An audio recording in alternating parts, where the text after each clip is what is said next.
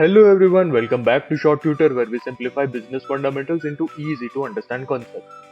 In this video, we move on to the final phase of our DMAIC journey, the control phase. At this stage, we focus on sustaining our improvement by establishing a control plan, developing control charts, creating a response plan, and finally preparing a project closure report.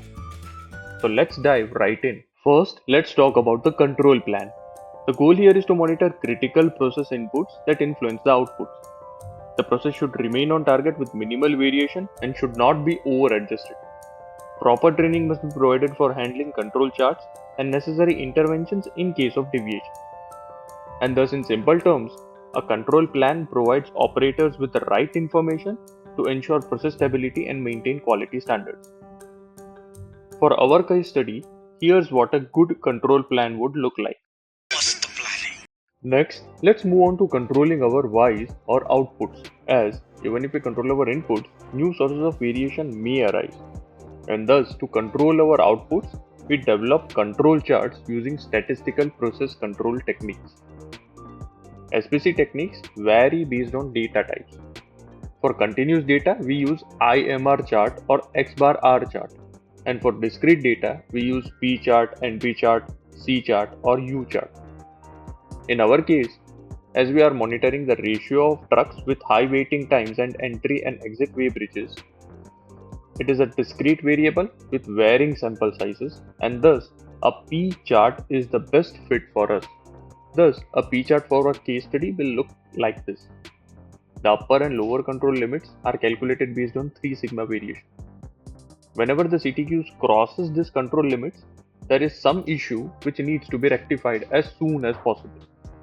These charts should be reviewed regularly, either weekly or fortnightly, to ensure process stability. However, even if process is within control limits, there may be times when different non-random patterns emerge, which indicates that a special cause variation is present and thus requiring immediate investigation.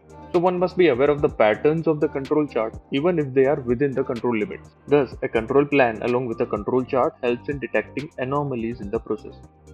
But let's say if our process is out of control. Now what to do? क्या मस्त plan है? This is where the response plan comes into play. A response plan tells us what actions to take, who is responsible for those actions, when to escalate issues, and how corrective actions should be executed. Having a structured response plan ensures that any process deviations are handled efficiently without disrupting operations. As we reach the final step, we need to document our journey in a project closure report. This report summarizes project objectives and achievements, key findings and improvements, standard operating procedures, and transfer of ownership to process owners. Once the project is successfully closed, the project team is disbanded, making the official completion of the Six Sigma journey. Thus, by following the DMAIC methodology, ABC Logistics successfully reduced truck waiting times and average queue length for both inbound and outbound trucks, thereby improving efficiency and reducing congestion. The company is now operating at a 4 Sigma level, leading to significant cost savings for both the business and its clients. If you have made it this far, give yourself a big round of applause as you have successfully tackled a 6 Sigma black belt level case study. That's it for this video everyone. If you have enjoyed this series, don't forget to like, share and subscribe to ShortTutor for more real-world business case studies. Thank you for watching and see you soon in our next series.